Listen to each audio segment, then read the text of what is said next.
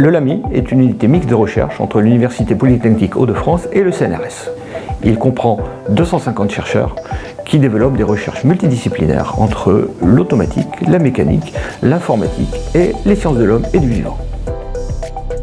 Nos recherches vont des recherches amont jusqu'aux recherches partenariales avec des niveaux de TRL qui sont de 1 à 4 et nous sommes labellisés Institut Carnot. De plus, nos recherches se développent fortement à l'international avec notamment un laboratoire commun avec le Canada. Ici, à Valenciennes, nous développons des recherches multidisciplinaires essentiellement centrées sur le transport et la mobilité des personnes et des biens, avec un focus particulier et très original sur la mobilité humaine et le handicap.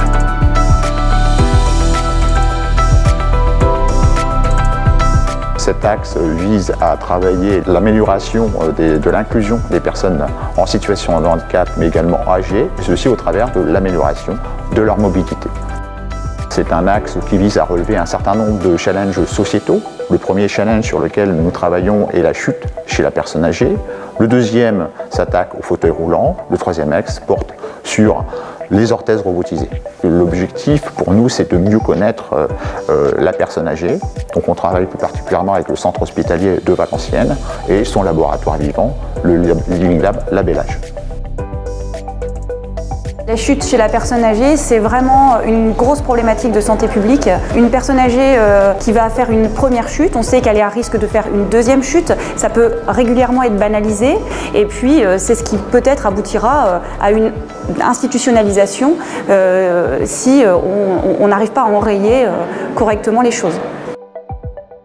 Pour donner qu'un exemple des travaux menés au LAMI, je vais prendre les travaux menés en automatique. L'objectif, c'est d'une part d'analyser la marche, d'essayer d'identifier au sein de cette marche des biais qui seraient des signes avant-coureurs de chute. Pour réaliser ceci, on fait appel à des outils avancés de l'automatique tels que les capteurs virtuels, dits aussi observateurs.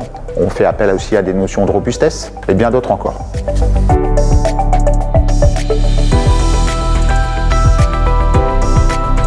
Au vu du contexte environnemental, les véhicules à faible impact carboné, comme les véhicules électriques, présentent des avantages indéniables, mais leur autonomie reste un gros point faible. Les trajets autoroutiers restent donc un réel problème pour les constructeurs.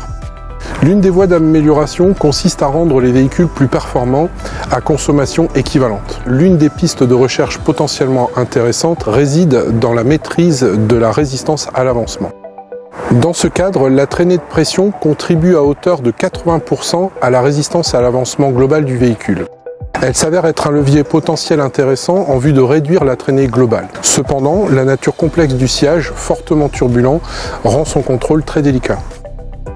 Dans ce cadre, nous travaillons depuis quelques années sur la réduction de traînée par voie aérodynamique en jouant sur la traînée de pression.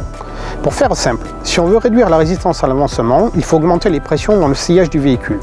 Pour ce faire, des actionneurs spécifiques sont développés, comme des déflecteurs actifs qui permettent de guider l'air environnant dans les zones les plus pertinentes en vue de rééquilibrer les pressions amont-aval du véhicule. Un retour d'information par le biais de capteurs de pression installés sur la partie arrière du véhicule permet de quantifier les performances du dispositif de contrôle. Passé les premières difficultés liées notamment à l'instrumentation embarquée, les premiers résultats sont très prometteurs et permettent d'envisager une prise en compte en conditions réelles routières, comme l'environnement véhicule, qui ne sont pas pris en compte actuellement lors des essais en soufflerie réalisés en conditions parfaitement maîtrisées. La collaboration multidisciplinaire au LAMI permet de développer de nouveaux concepts, de comprendre des phénomènes, de développer des modèles originaux. Grâce à notre recherche académique transversale, nous pouvons ainsi affronter les enjeux scientifiques de demain avec un positionnement unique du LAMI au sein de la communauté scientifique.